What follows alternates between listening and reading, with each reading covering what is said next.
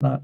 Okay, Sandy, let's bring you back in and tell us a bit about this Economic Crime and Corporate Transparency Act. Yeah, I mean, this was flagged up to me. I didn't know anything about it really, because all this legislation goes through our parliament, and there's so much of it. How can you keep up? So a couple got in touch with me. Their UK column. They follow UK column, and they've got two businesses, and they received a letter from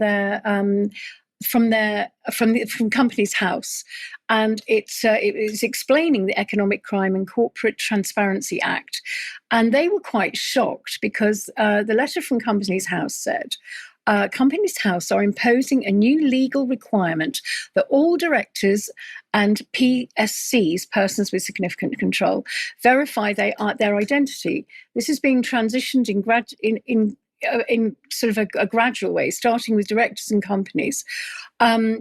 Directors are required to obtain a unique identifier known as Companies House Personal Code.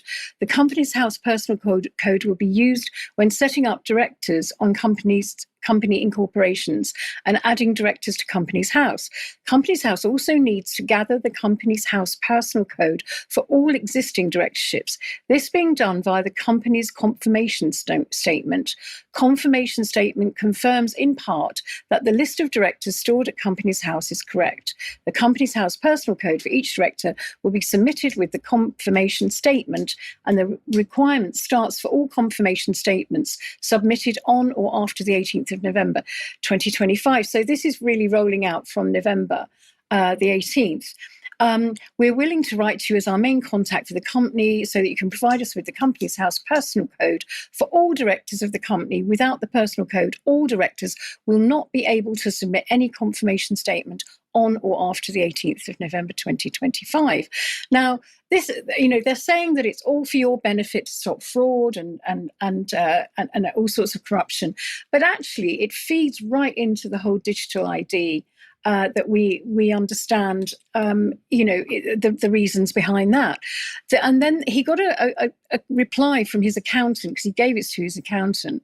And it says, the Economic Crime and Corporate Transparency Act became law by passing through both the UK Parliament and the House of Lords, receiving royal assent from King on 26, 2023. This legislative process involved the government introducing the bill, followed by extensive debate, review and amendments by Parliament for its final approval and enactment into law. More importantly, the position procedurally as a result of the provisions of the Act is that over the next 2 years, any company that has any director who does not have a personal Companies House identity code will be automatically closed by Companies House. Currently, company directors therefore appear to have four choices. 1, do nothing and let all the companies they are director of be closed. 2, resign their directorships. 3, close the companies they're a director of and trade as individuals. Or 4, get their personal ID code and continue as normal. We will obviously support you as best we can, whatever you choose to do.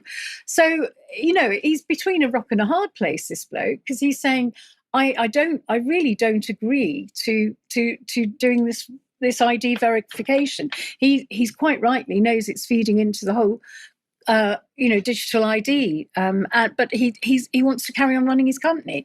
So it's be interesting to see if anybody else gets in touch in the same position. And what we really need is a mass non-compliance of all this, obviously, with everything to do with digital ID. Correct, Sandy. And yes, it's onerous, the speed that this is coming in, and it's going to affect any and everybody in business. So it's time to stand up and challenge